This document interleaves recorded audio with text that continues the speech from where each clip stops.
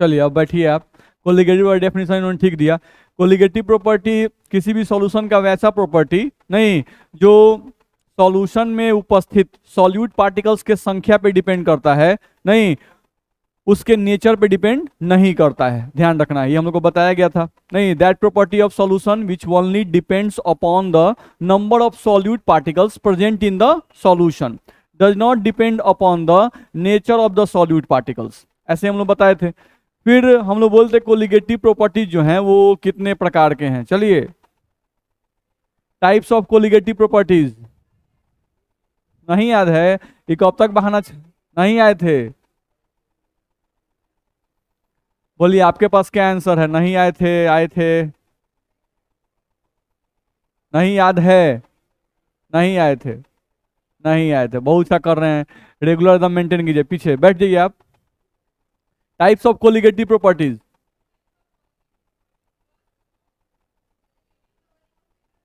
बिल्कुल सही है। Elevation in boiling point, depression in freezing point, osmotic pressure, बिल्कुल सही है। ये हम लोग को बताया गया था। टाइप्स ऑफ कोलिगेटिव प्रॉपर्टीज हम लोग को पढ़े थे। नहीं, टाइप्स ऑफ कोलिगेटिव प्रॉपर्टीज में हम लोग का 4 टाइप था। नहीं, relative lowering of vapour pressure, elevation in boiling point, depression in freezing point और ऑस्मोटिक प्रेशर, यही हम लोग को बताया गया था। हम लोग RLVP relative lowering of vapour pressure पढ़ा दिए थे। इसके अलावा हम लोग एलिवेशन इन बॉइलिंग पॉइंट में बॉइलिंग पॉइंट का डेफिनेशन स्टार्ट किए थे। बोलिए sir, definition of boiling point.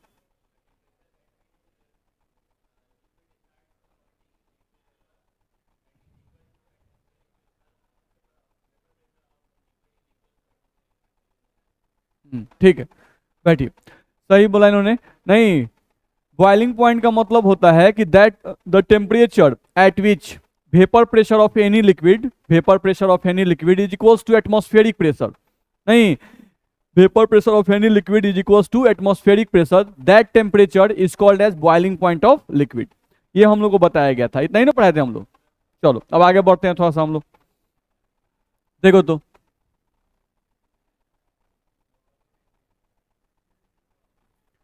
यहां से हम लोग ध्यान दे, अगर तो थोड़ा सा केयर करो।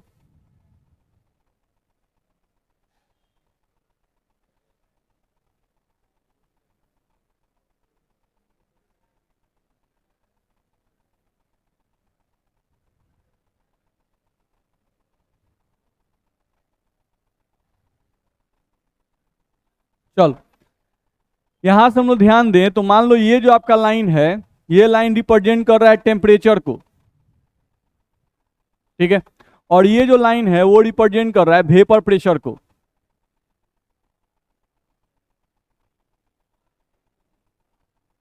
ठीक है, एक लाइन टेम्परेचर को रिप्रेजेंट कर रहा है और एक लाइन वेपर प्रेशर को रिप्रेजेंट कर रहा है। ठीक है, अब टेम्परेचर और वेपर प्रेशर में हम लोग ग्राफ खींचना चाहते हैं कि भाई टेम्परेचर और वेपर प्रेशर में जो ग्राफ आता है वो कैसा हम लोग का ग्राफ आता है।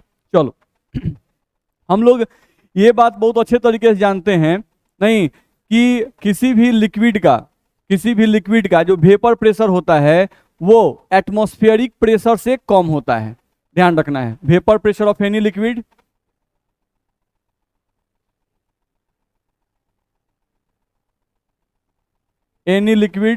is always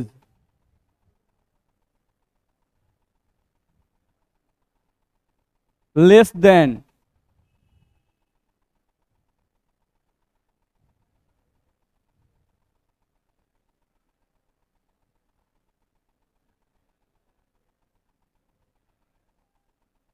ध्यान रखना है, vapour pressure of any liquid is always less than atmospheric pressure. ये भी हम लोग जानते हैं कि हम लोगों का जो एटमॉस्फेरिक प्रेशर होता है जनरल, नहीं यहां पे हम अटैच कर दें नॉर्मल एटमॉस्फेरिक प्रेशर। अगर नॉर्मल एटमॉस्फेरिक का वैल्यू बताएं तो कितना होता है? 1 atm। नॉर्मल एटमॉस्फेरिक प्रेशर का वैल्यू कितना होता है? 1 atm। ठीक है, ये हम लोग को बताया गया। अब मान लो कि यहाँ पर तुमको वेपर प्रेशर का लाइन दिया हुआ है, तो इस वेपर प्रेशर में मान लो यहाँ पे कहीं तुम्हारा वैल्यू होगा 0.1, यहाँ पर वैल्यू कहीं तुम्हारा 0.2, ऐसे कोई वैल्यू तुम्हारा 0.3, ऐसे ही करते करते यहाँ पर तुम्हारा वैल्यू कोई होगा 1 atm। क्या होगा 1 atm। ठीक है, सॉलिड का वेपर प्रेशर जीरो होता है, सॉलिड का वेपर प्रेशर क्या होता है जीरो। किसी भी सॉलिड को जब तुम गर्म करते हो तो गर्म करने पर वो सॉलिड जो है वो लिक्विड में कन्वर्ट करता है, नहीं तो सॉलिड को जब तुम गर्म करते हो, नहीं तो सॉलिड में मॉलिक्यूल्स क्या होते हैं आपस में चिपके रहते हैं। अब तुम उसको गर्म किए तो वो मॉलिक्यूल्स के बीच का दूरी बढ़ा, नहीं और मॉलिक्यूल्स का थोड़ा सा काइनेटिक एनर्जी बढ़ता है कि नहीं बढ़ता है, बढ़ता है, नहीं तो सॉलिड का वेपर प्रेशर जीरो क्योंकि मॉलिक्यूल्स एकदम स्थिर रहते हैं। लेकिन जब तुम उसको हीट सप्लाई किए तो मॉलिक्यूल चलने फिरने लगे, नहीं तो जब मॉलिक्यूल चलने फिरने लगते हैं तो समझो कि उसका वेपर प्रेशर कुछ ना कुछ होगा, वो जीरो नहीं होगा। मेरी बात समझ में आ रही है? ठीक, अब उसी लिक्विड को जब तुम और हीट करते हो तो हीट करने पर उसका चलने फिरने का ताकत और बढ़ता है घट जाता है, बढ़ता है, नहीं तो जैसे जैसे उसका ताकत बढ़ते जाएगा, जैसे उसकी काइनेटिक एनर्जी बढ़ती जाएगी, उसका वेपर प्रेशर का मान भी क्या होगा, बढ़ता जाएगा। ध्यान रखना है। नहीं तो मान लो कि हम लोग यहां पर कोई लिक्विड लिए हुए हैं, उस लिक्विड का वेपर प्रेशर जीरो नहीं है, अभी कितना है 0.2 atm है। ठीक है, अब हम लोग देखो तो अगर उसको हीट करेंगे लिक्विड को तो लिक्विड का वेपर प्रेशर बढ़ेगा कि नहीं बढ़ेगा, बढ़ेगा। ध्यान रखना है। नहीं लिक्विड को तुम हीट कर रहे हो, सोचो जब यहाँ पे टेम्परेचर जीरो है, यहाँ पर टेम्परेचर जीरो है, उस समय उसका वेपर प्रेशर 0.2 है, नहीं अब तुम टेम्परेचर को मान लो कि यहां पर तुम कर दिए, यहां से यहां बढ़ा दिए, जीरो से कुछ बढ़ गया, तो अगर टेम्परेचर तुम बढ़ा दिए तो देखो तो वेपर प्रेशर का वैल्यू बढ़ रहा है कि नहीं बढ़ रहा है, बढ़ रहा है। टेम्परेचर तुम और बढ़ा दिए, यहां पे कर दिए तो टेम्परेचर और बढ़ा दिए तो वेपर प्रेशर का वैल्यू बढ़ रहा है कि नहीं बढ़ रहा है, बढ़ रहा है। तो हम जानते हैं जैसे जैसे किसी भी लिक्विड का टेम्परेचर बढ़ाएंगे उसका वेपर प्रेशर का वैल्यू क्या होगा, बढ़ता जाएगा। दिक्कत है? नहीं तो ये टेम्परेचर हम लोग को बता रहा है, मान लो ये T1 टेम्परेचर हो गया, ये T2 टेम्परेचर हो गया, इस तरह से। नहीं एक समय ऐसा आएगा,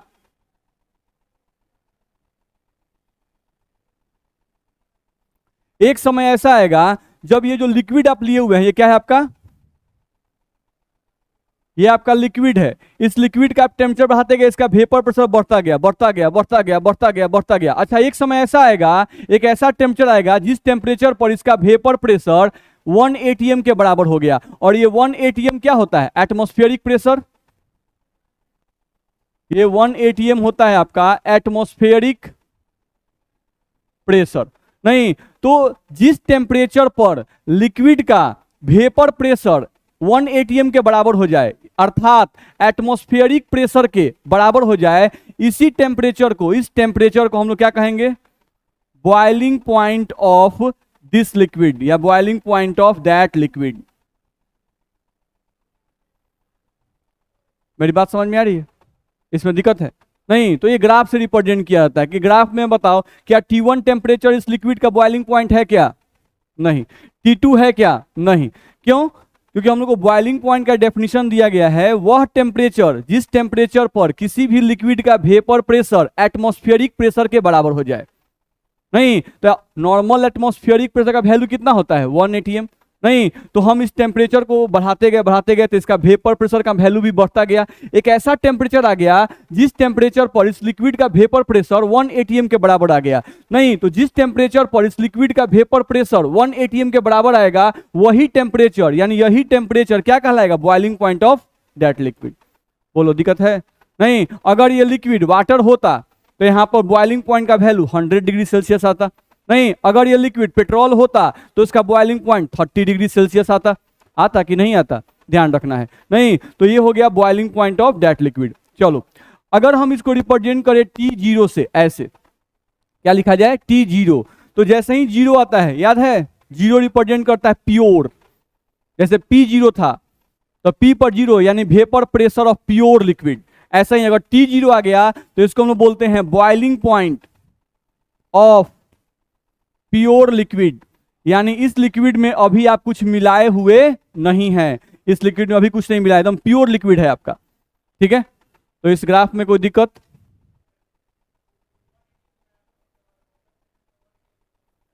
कहां पर, कहां पर? ध्यान से पढ़ना है। Vapour pressure of any liquid is always less than atmospheric pressure, लिख दे। नहीं सब बात लिखना एकदम जरूरी होता है। एट रूम टेम्परेचर, सर हम लोग जब भी कोई नॉर्मल बात करेंगे ना तो रूम टेम्परेचर पे ही बात करेंगे। किसी भी लिक्विड का वेपर प्रेशर हमेशा 1 atm से कम होता है रूम टेम्परेचर पर। बात समझ आ रहा है? ठीक है। अब जैसे आप टेम्परेचर बढ़ाओगे तो उसका वेपर प्रेशर का वैल्यू बढ़ेगा। नहीं तो क्या अगर वाटर होता तो वाटर रूम टेम्परेचर कितना होता है 25 डिग्री सेल्सियस या 27 डिग्री सेल्सियस, यही हम लोग रूम टेम्परेचर मानते हैं, ध्यान रखना है। तो वाटर अगर यहाँ पे होता तो उसका बॉइलिंग पॉइंट कितना आता 100 डिग्री सेल्सियस। तो क्या 100 डिग्री सेल्सियस जो है वो रूम टेम्परेचर है? नहीं, ध्यान रखना है। किसी को दिक्कत? चलो आगे बढ़ सकते हैं। तो यहां से हम लोग को ये ग्राफ हम लोग को ध्यान रखना होगा। अब अगले पॉइंट पे आते हैं। ठीक है, हम लोगों का देखा जाए तो ये बताओ कि हर जगह एटमॉस्फेरिक प्रेशर जो है, हर जगह एटमॉस्फेरिक प्रेशर सेम होता है कि चेंज होता है? जैसे यहाँ पे हम लोग नॉर्मल प्लेस पे हैं, मैदानी क्षेत्र में है, नहीं लैंड प्लेस कहते हैं इसको, तो मैदानी क्षेत्र में है तो यहाँ पर अभी हम लोग के ऊपर कितना प्रेशर लग रहा है 1 atm, हम पहले पढ़ा चुके हैं। नहीं, नॉर्मल प्लेस पे यानी मैदानी क्षेत्र में अगर आप हैं तो नेचर आपके ऊपर एक प्रेशर लगाता है, वो प्रेशर कितना होता है 1 atm। ठीक है, जैसे जैसे हम लोग नीचे से ऊपर की ओर जाते हैं एटमॉस्फेरिक प्रेशर का वैल्यू बढ़ता है कि घटता है? घटता है। नहीं, जैसे जैसे हम नीचे से ऊपर जाएंगे वैसे वैसे एटमॉस्फेरिक प्रेशर का वैल्यू क्या होता है? घटता है। नहीं तो जैसे जैसे एटमॉस्फेरिक प्रेशर का वैल्यू घटेगा, नहीं लिक्विड का बॉइलिंग पॉइंट भी क्या होगा? घटेगा। समझो इस बात को ऐसे, देखो तो या नॉर्मल समझो। देखो जैसे हम यहां पर एक बर्तन लिए हुए हैं, समझो यहां पर आपका जो है ये हम लिए हुए हैं प्योर वाटर। ठीक है, ये कहां हम लिए हुए हैं? Pure water. अब ये समझो कि अभी ये जो प्योर वाटर आप लिए हुए हो, ये pure water present at normal place, at normal place where atmospheric pressure, where atmospheric pressure is 1 atm। यहां पर एटमॉस्फेयर से कितना है अभी? 1 atm। यानी इस लिक्विड पर, ये जो प्योर वाटर है, इस लिक्विड पर जो एटमॉस्फेयर के गैसेज हैं वो कितना प्रेशर लगा रही हैं? 1 atm के प्रेशर से इसको दबा रही हैं। ठीक है, ये आप क्या लिए हुए हो? प्योर वाटर, ताकि हम लोग को समझ में आए। कोई और लिक्विड भी ले सकते हैं लेकिन हम यहां पर समझने के लिए प्योर वाटर लिए हुए हैं। ठीक है, अब हम लोग इसको हीट कर रहे हैं तो हम लोग जानते हैं कि वाटर जो है जैसे ही इसका टेम्परेचर 100 डिग्री सेल्सियस जाएगा, जैसे ही इस लिक्विड के मॉलिक्यूल का, इनका जैसे ही टेम्परेचर 100 डिग्री सेल्सियस पर पहुंचेगा, ये लिक्विड वेपर में कन्वर्ट करना शुरू कर देते हैं। नहीं, क्यों कन्वर्ट करने लगते हैं? क्योंकि 100 डिग्री सेल्सियस पर, at 100 degree celsius in liquid का वेपर प्रेशर भी 1 atm के बराबर हो जाता है। ठीक है, नहीं यहां पर हम लिख सकते हैं कि at 100 degree celsius vapour pressure of water molecules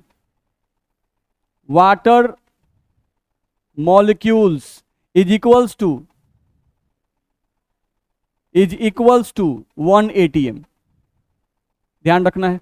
तो 100 डिग्री सेल्सियस जैसे ही वाटर के मॉलिक्यूल्स को एनर्जी मिलता है, नहीं इन मॉलिक्यूल्स का वेपर प्रेशर एटमॉस्फेरिक प्रेशर के बराबर जाता है, यानी 1 atm के बराबर जाता है। तो हम बताए हैं कोई भी लिक्विड वेपर में कब कन्वर्ट कर सकता है? जब उस लिक्विड मॉलिक्यूल की ताकत एटमॉस्फेरिक गैसेस के ताकत के या तो बराबर हो या उससे ज्यादा हो। नहीं, क्योंकि ये दबाए हुए हैं, तो अगर इसको बाहर निकलना है, इस धक्का को अगर प्रेशर देना है तो या तो इसकी ताकत इसके बराबर होनी चाहिए तब मिक्स कर सकता है, नहीं या इस ताकत से क्या होनी चाहिए? ज्यादा होनी चाहिए, तभी मिक्स कर पाएगा। बात समझ में आ रहा है? नहीं तो क्या ये लिक्विड वेपर में कन्वर्ट करेगा? नहीं कन्वर्ट करेगा। ठीक है, चलो अब यहां पर तुम कौन सा प्लेस लिए हो बाबू? Present at normal place. अच्छा, अब हम बात कर रहे हैं eight higher altitude.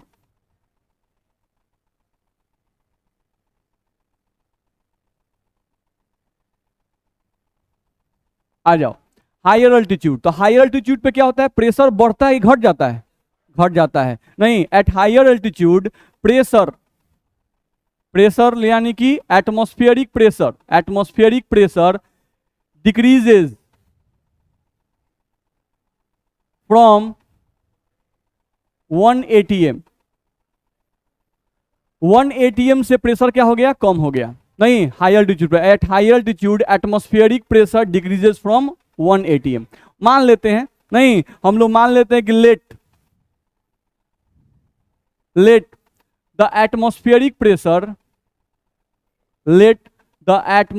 Pressure is equals to 0.8 atm। Atmospheric pressure कितना हो गया? 0.8 atm। अब जो पानी आप यहां पर लिए हुए थे मैदान क्षेत्र में, उसी पानी को लेके आप कहां पहुंच गए? ऊंचाई पर। नहीं, ऐसे जगह पर पहुंच गए जहां पे प्रेशर अब 1 atm का नहीं है। कितना का है? 0.8 atm। यही पानी है जो यहां पर पानी लिए हैं, वही पानी हम यहां पर ले लिए, सेम पानी। यहां भी आपका वाटर ही है बाबू, लेकिन अब इस वाटर पर एटमॉस्फेयर के द्वारा जो प्रेशर लग रहा है, उस प्रेशर का वैल्यू चेंज हो गया, 0.8 atm। नहीं, तो अब इसी पानी को, जो यहां पानी था वही पानी यहां भी लिए हुए हैं, इसी पानी को अब तुम अगर टेम्परेचर सप्लाई करोगे तो देखोगे क्या कि 80 डिग्री सेल्सियस टेम्परेचर पर ही ये वाटर वेपर में कन्वर्ट करने लगेगा, क्योंकि 80 डिग्री सेल्सियस टेम्परेचर पर ही इस वाटर मॉलिक्यूल का ताकत यानी इसका वेपर प्रेशर 0.8 atm के बराबर हो जाएगा। मेरी बात समझ में आ रही है? नहीं, क्योंकि वेपर में कन्वर्ट करने के लिए इसकी ताकत कितनी होनी चाहिए? तो एटमॉस्फेरिक प्रेशर के बराबर। तो 0.8 atm ताकत के लिए आपको कितना टेम्परेचर देना पड़ेगा? 80 डिग्री सेल्सियस। 100 डिग्री सेल्सियस पर इसका ताकत तो 1 atm के बराबर होता है। नहीं, तो क्या यहां पर भी 100 डिग्री सेल्सियस, क्या यहां वाटर को वेपोराइज करने के लिए आपको 100 डिग्री सेल्सियस टेम्परेचर देने की आवश्यकता है क्या? नहीं, यहां पर 100 डिग्री सेल्सियस टेम्परेचर देने की आवश्यकता नहीं है। यहां पर एटमॉस्फेरिक प्रेशर क्या हो गया? घट गया। तो जैसे ही एटमॉस्फेरिक प्रेशर घटेगा, वाटर का बॉइलिंग पॉइंट भी चेंज कर जाएगा। तो अगर आपसे कोई पूछता है कि क्या वाटर का बॉइलिंग पॉइंट फिक्स है? नहीं, किसी भी लिक्विड का बॉइलिंग पॉइंट फिक्स नहीं है। यह डिपेंड करता है कि उस लिक्विड को किस एटमॉस्फेयर में आप रखे हैं। नहीं, अगर नॉर्मल एटमॉस्फेरिक प्रेशर पर रखे हुए हैं, नहीं तो वहां पे फिक्स होगा 100 डिग्री सेल्सियस। नहीं, अगर उसी पानी को लेके आप पहाड़ों पर चले जाएं, नहीं तो वहां पे उनका प्रेशर घट जाता है। जब प्रेशर उनका घटेगा तो उनका बॉइलिंग पॉइंट भी घट जाएगा। दिक्कत है? नहीं। चलिए, तो यहां से क्या समझ में हम लोग को आया? यहां समझ में आया कि as the value of atmospheric pressure, as the value of atmospheric pressure decreases,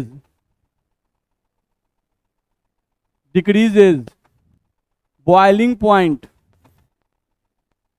of a liquid also decreases, boiling point of a liquid also decreases। नहीं, यानी कि कहने का सेंस ये है कि बॉइलिंग पॉइंट और एटमॉस्फेरिक प्रेशर में डायरेक्टली संबंध होता है। एटमॉस्फेरिक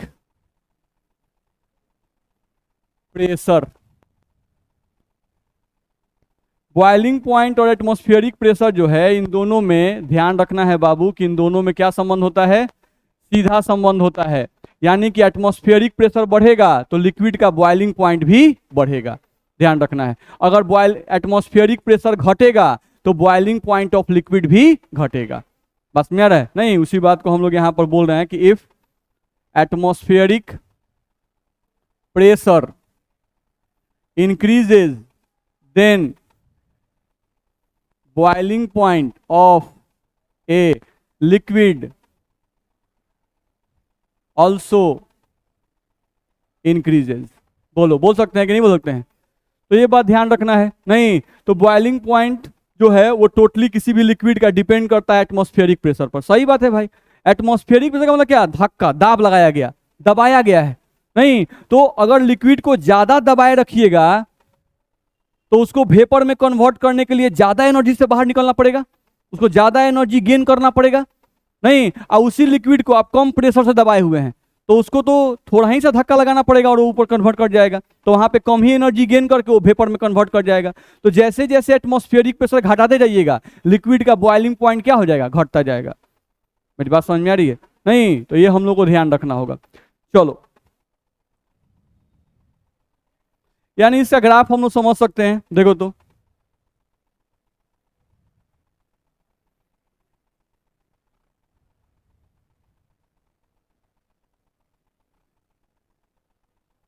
देखा जाए, अगर हम लोग ध्यान दें तो हम वाटर का ले रहे थे, ठीक है। मान लो कि यहाँ पर तुम्हारा प्रेशर है, यहाँ पर जो प्रेशर है वो तुम्हारा आ गया, जैसे यहाँ पे कुछ होता नहीं है 0.1 माने, फिर यहाँ 0.2 माने, ऐसे करते करते यहाँ पे 0.8 आ गया, यहाँ पर तुम्हारा 1 atm आ गया, नहीं यहाँ पर तुमको आ गया 1 atm और ये आ गया 0.8 atm, मान लो इस पॉइंट पर, ठीक है।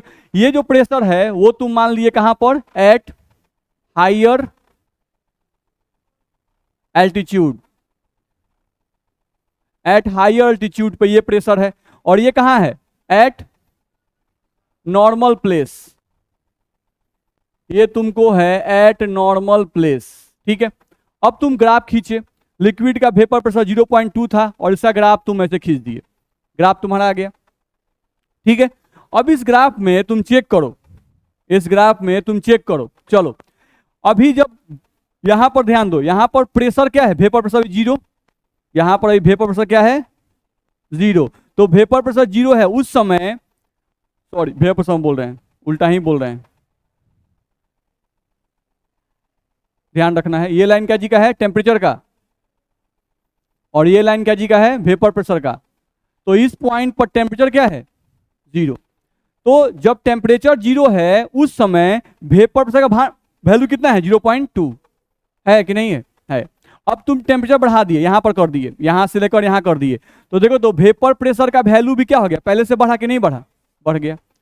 तुम टेम्परेचर को और बढ़ा दिए, तो बढ़ाने पर वेपर प्रेशर का वैल्यू और बढ़ गया, बढ़ा कि नहीं बढ़ा, बढ़ रहा है। नहीं, ये आप मान लो कि वाटर ही लिए हुए हो, कोई और लिक्विड भी हो सकता है, लेकिन हम वाटर माने काम कर रहे हैं, नहीं तो जैसे जैसे हम वाटर को गर्म कर रहे हैं उसका वेपर प्रेशर का वैल्यू क्या हो रहा है, बढ़ रहा है, बढ़ रहा है। एक समय ऐसा आएगा जब उसका वेपर प्रेशर जो है वो 0.8 atm के बराबर हो जाएगा, तो उस समय इस वाटर का बॉइलिंग पॉइंट यहां पे आएगा, नहीं तो ये जो टेम्परेचर हमको मिला इसको मान लो T1 मानते हैं, ये क्या होगा, boiling point of water, boiling point of water at higher altitude, at higher altitude होगा, नहीं, अच्छा। इसी पानी को तुम टेम्परेचर बढ़ाते गए, तो बढ़ाते बढ़ाते बढ़ाते तुम्हारा एक ऐसा टेम्परेचर आएगा जिस समय उसका वेपर प्रेशर जो है वो 1 atm के बराबर हो जाएगा, नहीं तो जब 1 atm के बराबर हुआ तो देखो तो इसी पानी का बॉइलिंग पॉइंट, इसी पानी का बॉइलिंग पॉइंट यहां पर हम लिख रहे हैं T2, तो ये T2 क्या होगा, boiling point of water, boiling point of water eight normal place,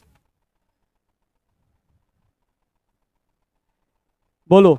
तो ये ग्राफ भी ये क्या दिखा रहा है, ये ग्राफ भी दिखा रहा है कि अगर एटमॉस्फेरिक प्रेशर कम तो बॉइलिंग पॉइंट भी कम, अगर एटमॉस्फेरिक प्रेशर बढ़ गया तो बॉइलिंग पॉइंट का वैल्यू भी क्या हो गया, बढ़ गया, नहीं बढ़ा, नहीं।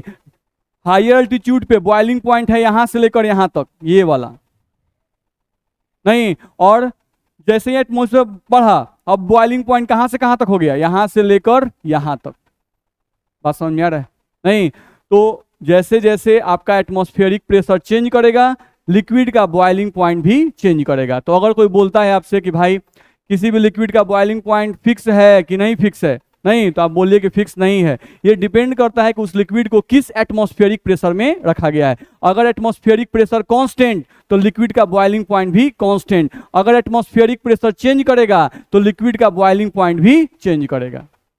मेरी बात समझ में आई, इसमें दिक्कत किसी को, चलो। अब यहां से एक नॉर्मल क्वेश्चन आता है, नहीं कि कुकर के अंदर जो है खाना जल्दी बन जाता है, बस में आ रहा है, ठीक है, कुकर के अंदर जो खाना होता है वो जल्दी बन जाता है इन कुकर,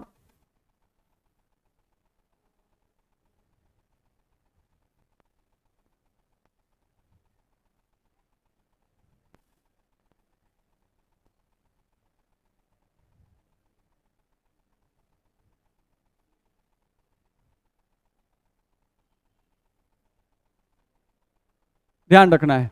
अब यहां से क्वेश्चन पूछ रहा है कि कुकर के अंदर जो फूड होता है वो जल्दी तैयार हो जाता है, क्या कारण है, नहीं तो हम लोग जानते हैं, नॉर्मल सी बात देखा जाए,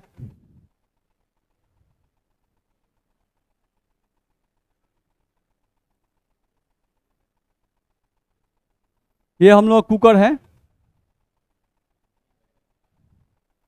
कुकर तो लग रहा है कि नहीं लग रहा है, नया ब्रांड है, अभी इस टाइप का मॉडल आप लोग नहीं देखे होंगे, बात समझ में आ रहा है। देखा जाए, ये अभी नया ब्रांड अभी हम लोग लॉन्च किए हैं। हैंडल बना दिया जाए, क्या करना है। अब इसमें जैसे जैसे आप लोग बोलिएगा वैसे वैसे सुधार किया जाएगा। नहीं, चलिए, तो इस कुकर में हम लोग क्या लगा दिए, इसे पानी डाल दिए हैं, ये ऊपर सीटी लगा हुआ है। अभी इस कुकर के पानी पर, अभी इस कुकर के पानी पर जो प्रेशर लग रहा है एटमॉस्फेयर के द्वारा, कितना लग रहा है? 1 atm का प्रेशर लग रहा है। नहीं, अब आप क्या किए कि इस कुकर को हीट करने लगे। नहीं, आफ्टर हीटिंग,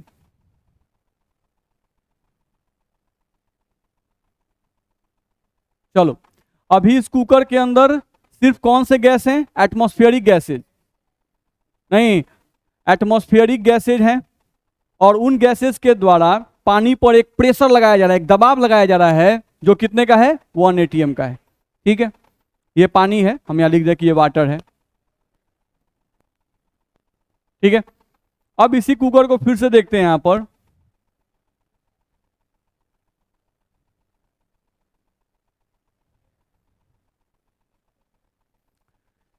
तो अगर आप इसको हीट सप्लाई किए, गर्म किए होंगे, नहीं तो अभी इसमें 1 2 3 लेयर दिखाई दे रहा है। 3 लेयर में से मान लेते हैं कि 2 लेयर जो था वो वेपर में कन्वर्ट कर गया, 1 लेयर बचा हुआ है, तो पानी का 1 लेयर यहां बच गया बाबू, बाकी लेयर जो था वो सब वेपर में कन्वर्ट कर गया।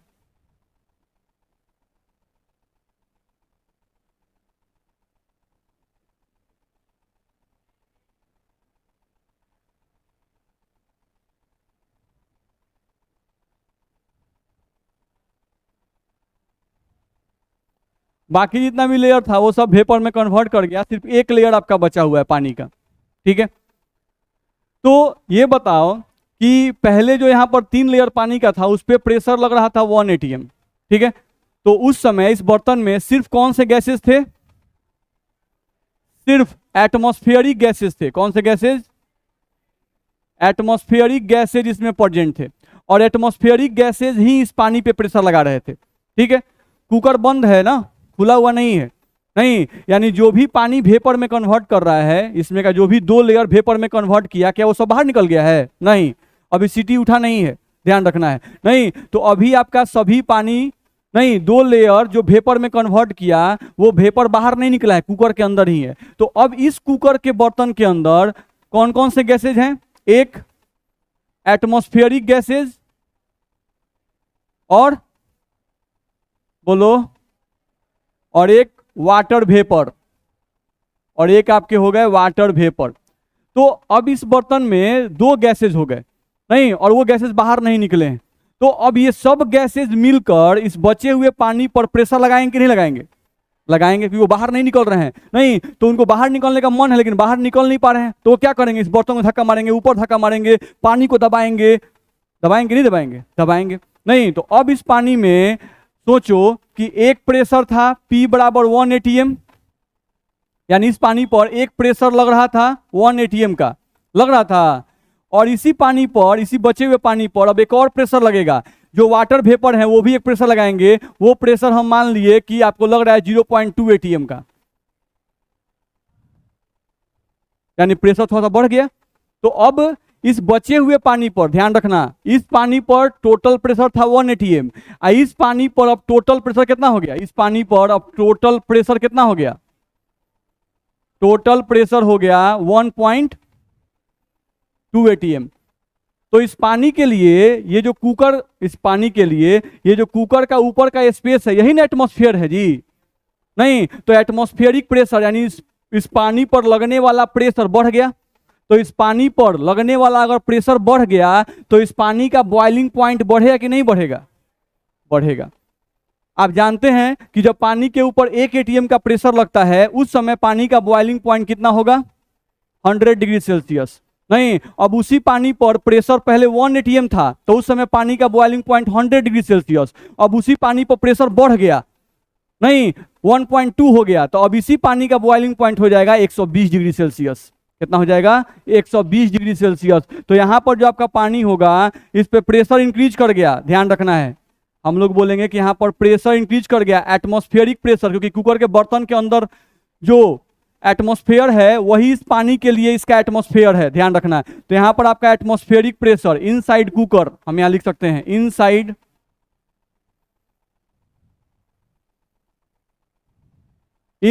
Cooker, inside cooker atmospheric pressure increases, so boiling point of water, also increases होगा। तो यही पानी जो है अब इसका बॉइलिंग पॉइंट अब हो जाएगा 120 डिग्री सेल्सियस होगा। पहले उसको प्रेशर 1 एटीएम के बराबर करना था, तो 1 एटीएम के बराबर करने के लिए पानी को कितना टेम्परेचर चाहिए, 100 डिग्री सेल्सियस।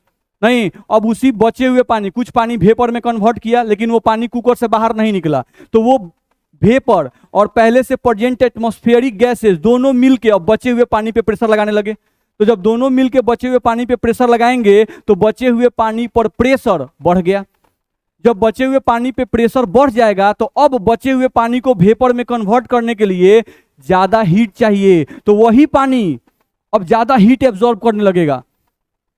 वही पानी क्या करेगा, ज्यादा हीट एब्जॉर्ब करने लगेगा। जब तक उस पे प्रेशर 1 एटीएम का है, आप कितनों हीट दीजिए, बॉइलिंग पॉइंट फिक्स रहेगा। आप हीट दे रहे हैं, वो जैसे ही 100 पहुंचेगा वेपर में कन्वर्ट कर देगा, 100 पहुंचा वेपर में कन्वर्ट कर गया। नहीं, आप जो भी एक्स्ट्रा एनर्जी दे रहे हैं वो सब क्या चीज में खर्च हो गया, उसके कन्वर्जन में। नहीं, वाटर को वेपर में कन्वर्ट करने में खर्च हो रहा है। लेकिन कब तक, जब तक आपका प्रेशर पानी पर 1 एटीएम है तब तक। जैसे ही पानी पे प्रेशर 1 एटीएम से बढ़ गया, अब आप जो हीट सप्लाई कीजिएगा उस हीट में से अब वो कुछ और हीट गेन करेगा, तब वो वेपर में कन्वर्ट करेगा। ऐसा होगा कि नहीं होगा, होगा। तो यहाँ पे पानी का बॉइलिंग पॉइंट 120 डिग्री सेल्सियस, तो पानी का बॉइलिंग पॉइंट कुकर के अंदर 120 डिग्री सेल्सियस होता है।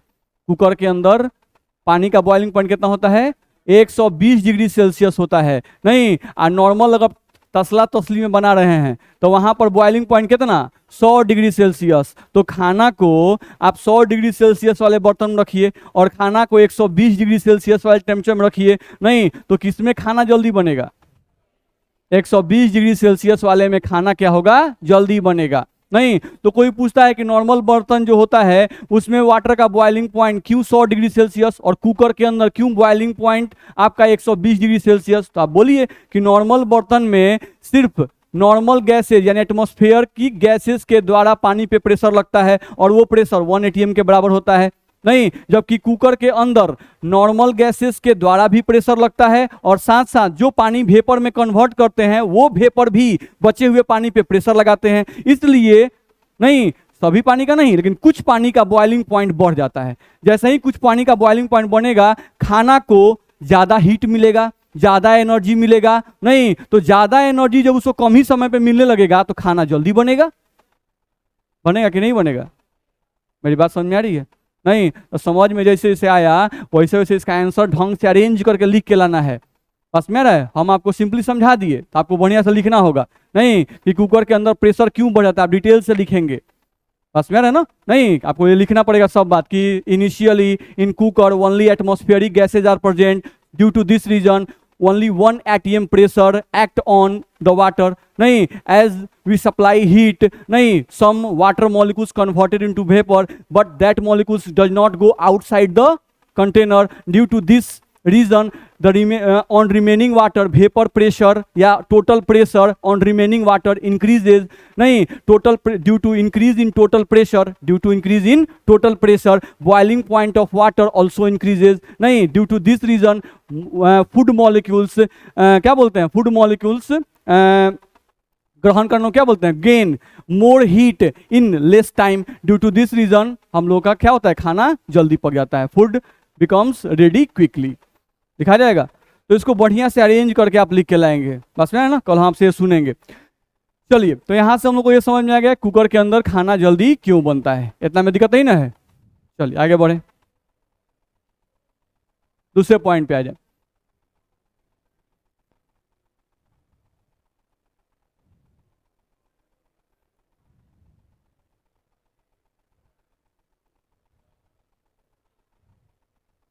देखिए तो अगले पॉइंट पर हम लोग यहां से आ जाएं तो हम लोग को यहां से ये बताया गया कि हम लोग एक बात किए लिक्विड के बारे में। नहीं तो एक तो लिक्विड समझ में आया कि अच्छा लिक्विड का बॉइलिंग पॉइंट क्या होता है, तो वह टेम्परेचर जिस टेम्परेचर पर किसी भी लिक्विड का वेपर प्रेशर एटमॉस्फेरिक प्रेशर के बराबर हो जाए उसी टेम्परेचर को बॉइलिंग पॉइंट ऑफ लिक्विड कहते हैं। फिर समझ में आया किसी लिक्विड का बॉइलिंग पॉइंट फिक्स होता है? नहीं, लिक्विड का बॉइलिंग पॉइंट फिक्स नहीं होता है। जैसे जैसे एटमॉस्फेरिक प्रेशर चेंज करेगा बॉइलिंग पॉइंट भी चेंज करेगा। ये समझ में आया कि अच्छा दोनों में संबंध कैसा होता है? सीधा। नहीं, यानी कि एटमॉस्फेरिक प्रेशर बढ़ेगा तो बॉइलिंग पॉइंट भी बढ़ेगा, एटमॉस्फेरिक प्रेशर घटेगा तो बॉइलिंग पॉइंट भी घटेगा। नॉर्मल प्लेस पर वाटर का boiling point 100 degree celsius, higher altitude पे वाटर का boiling point 80 degree celsius, cooker के अंदर वाटर का बॉइलिंग पॉइंट 120 डिग्री सेल्सियस। बात समझ में आ रहा है ना? नहीं, अब जैसे दिमाग में ये भी क्वेश्चन किसी किसी के आता है कि सर कुकर के अंदर तो हम लोग हीट डायरेक्ट सप्लाई कर रहे हैं लगातार, कुकर में पानी ले लिए, नहीं जो चावल था वो चावल डाल दिए और उठा के कुकर को हम लोग गैस पे चढ़ा दिए और हीट सप्लाई कर रहे हैं, तो हम हीट तो लगातार दे रहे हैं। नहीं तो आप बोल रहे हैं कि शुरू में जो कुकर का बर्तन है उसमें जो पानी है उसका बॉइलिंग पॉइंट शुरू में 100, फिर कुछ देर के बाद 120, फिर कुछ देर के बाद 130 तो होगा सर, फिर 140 तो होगा। ऐसा होगा कि नहीं होगा? क्योंकि हम लोग तो हीट लगातार सप्लाई कर रहे हैं गैस पर। कर रहे हैं कि नहीं कर रहे हैं? कर रहे हैं। नहीं तो आपका ध्यान रखना है, आपका जो खाना है वो खाना जलना नहीं चाहिए, खाना जो है वो जलना नहीं चाहिए। तो खाना जलना नहीं चाहिए, इसके लिए क्या उपाय लगाया गया? सीटी। नहीं, ये जो सीटी होता है ये क्या होता है? उसका एक खास वजन होता है। जितना भी कुकर होता है सब का सीटी ले लीजिए और सबका वजन कर लीजिए, एक समान रहता है। हॉकिंस का ले लीजिए, चाहे यूनाइटेड का ले लीजिए, चाहे और का कौन कौन ब्रांड है, जितना भी कुकर ले लीजिएगा उस सब का सीटी जो होता है, नहीं उस सब का वजन क्या होता है? सेम होता है। वजन क्या होता है? सेम होता है। सोचो आप पहले जो पानी था उस पर प्रेशर लग रहा था 1 atm, फिर प्रेशर कितना बढ़ा? 1.2 atm। तो ये जो 1.2 atm प्रेशर लग रहा था, ये बताओ ये जो 1.2 atm प्रेशर पानी पे लग रहा है ये सिर्फ पानी पर लग रहा है कि पूरे बर्तन पे भी लग रहा है? पूरे बर्तन पे लगता है। ध्यान रखना है, क्योंकि वो चाहता है ना कि हम कहीं से बाहर निकल जाएं। नहीं, इसको भी दबा रहा है, इसको भी दबा रहा है, ऊपर भी दबा रहा है। दबा रहा है कि नहीं दबा रहा है? दबा रहा है। अब जैसे ही नहीं इसमें और अधिक वेपर बनना शुरू होगा, यानी 1.2 atm से जैसे ही ज्यादा वेपर बनने लगा वैसे ही ये सीटी उठ जाएगा और एक्स्ट्रा वेपर को बाहर निकाल देगा। एक्स्ट्रा वेपर क्या करेगा? बाहर निकाल देगा। और हमेशा इसमें प्रेशर कितना मेंटेन रखेगा? 1.2 atm। बात समझ में आ रहा है? यानी एक्स्ट्रा वेपर को ये इसमें रहने नहीं देता है। जैसे ही एक्स्ट्रा वेपर हुआ कि सीटी उठा, सीटी उठा, सारा जो एक्स्ट्रा वेपर था निकाल दिया, फिर वो गिर जाएगा। बात समझ में आ रहा है? इसके कारण हमेशा कुकर के अंदर आपका वेपर प्रेशर 1.2 atm बना रहेगा। इसी कारण से आपका पानी का बॉइलिंग पॉइंट भी 120 डिग्री सेल्सियस ही बना रहेगा, 120 डिग्री सेल्सियस से ज्यादा नहीं जाएगा। मेरी बात समझ में आ रही है?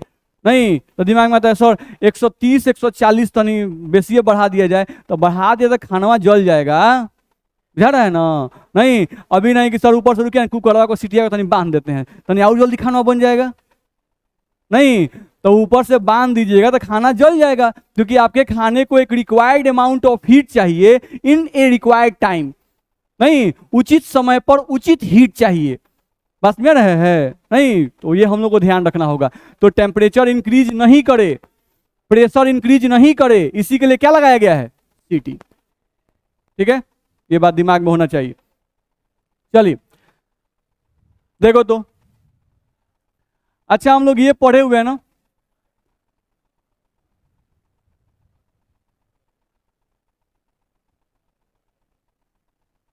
ये मान लो तुम्हारा प्योर वाटर है,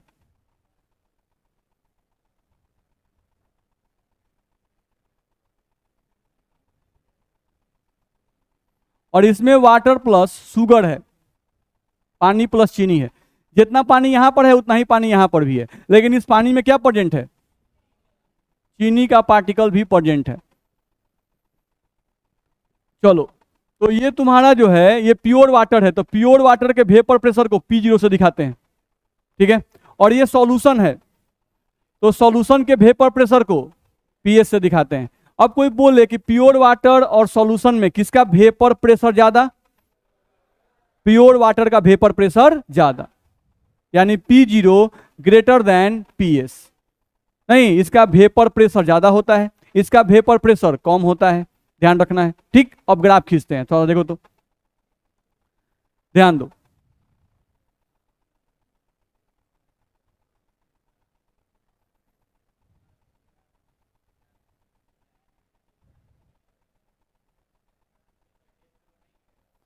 अरे टेस्ट पेपर आप लोग का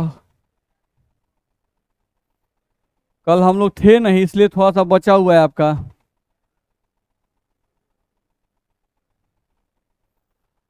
देखा जाए तो ये लाइन जो है वो टेम्परेचर का है,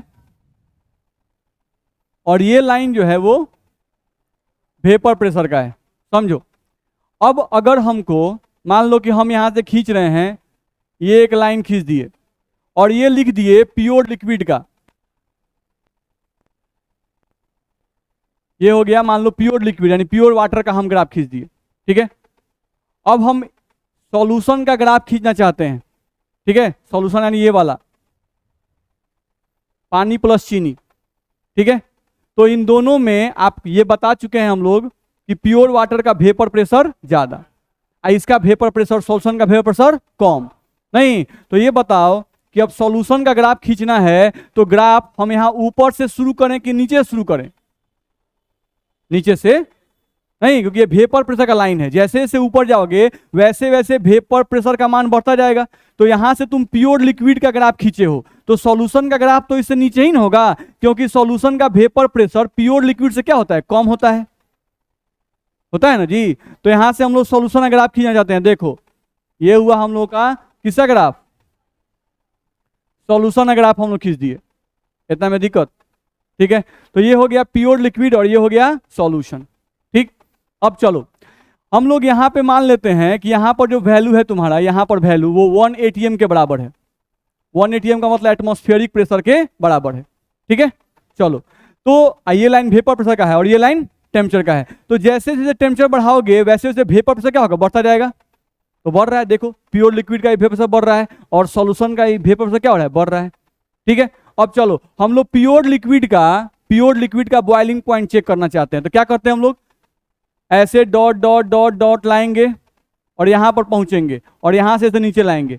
नहीं, तो इस टेम्परेचर पर, ये जो टेम्परेचर है जिसको T0 हम लोग कह रहे हैं, इस टेम्परेचर पर वेपर प्रेशर 1 atm के बराबर हुआ कि नहीं हुआ नहीं। तो ये कौन सा ग्राफ है, प्योर लिक्विड का ग्राफ है। तो ये T0 जो होगा इसको कहें बॉइलिंग पॉइंट ऑफ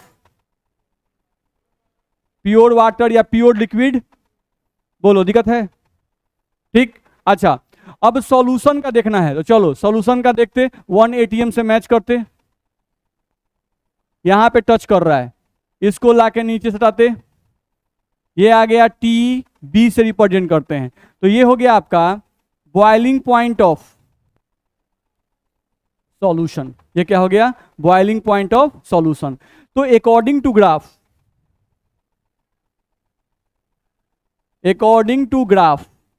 ग्राफ के अनुसार हमको बताओ नहीं कि किसका वैल्यू ज्यादा है, T0 का वैल्यू ज्यादा है कि TB का मान, TB का मान ज्यादा है।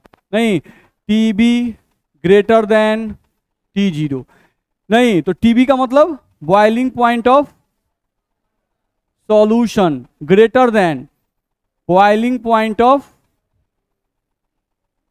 Pure liquid. बोलो दिक्कत है नहीं। तो अगर आप पानी लेते हो, अब पानी का बॉइलिंग पॉइंट अगर 100 डिग्री सेल्सियस है, उसी पानी में चीनी डाल दो, अब उसी पानी का बॉइलिंग पॉइंट थोड़ा सा बढ़ जाएगा, 102 डिग्री या 103 डिग्री सेल्सियस हो जाएगा। मेरी बात समझ में आ रही है नहीं, उसमें चीनी और बढ़ा दो तो उसका बॉइलिंग पॉइंट और बढ़ जाएगा। तो ये ग्राफ हम लोग को बता रहा है नहीं कि जैसे जैसे, क्योंकि आप जैसे जैसे चीनी मिलाओगे, मान लो कि आप इसमें चीनी, इस सॉल्यूशन में आप चीनी मिलाए हो 5 ग्राम, तो इसका वेपर प्रेशर घट गया। अगर आप चीनी इसमें और मिला देते वेपर प्रेशर और घट जाता और सॉल्यूशन नंबर 2 का ग्राफ कुछ ऐसा आता नहीं। और उस केस में अगर आप ग्राफ खींचते इसका, तो इस सॉल्यूशन का बॉइलिंग पॉइंट कितना होता, यहां पे आता, कहीं नहीं आता, और ज्यादा आता कि नहीं आता। तो जैसे जैसे अमाउंट ऑफ सॉल्यूट बढ़ता जाएगा, अमाउंट ऑफ सॉल्यूट का मतलब नॉन वोलेटाइल सॉल्यूट, ध्यान रखिएगा, amount of non volatile solute जैसे जैसे बढ़ता जाएगा, सॉल्यूशन का बॉइलिंग पॉइंट क्या होगा, बढ़ता जाएगा। नहीं, इसमें दिक्कत है किसी को? ठीक है, तो आज के लिए ही पढ़ेंगे, अगले क्लास में आगे बढ़ेंगे। तो वो कुकर वाला आप लिख के लाएंगे, ध्यान रखना है। और कुकर के अंदर खाना क्यों नहीं जलता है ये भी लिख के लाना है, समझ रहे हैं ना।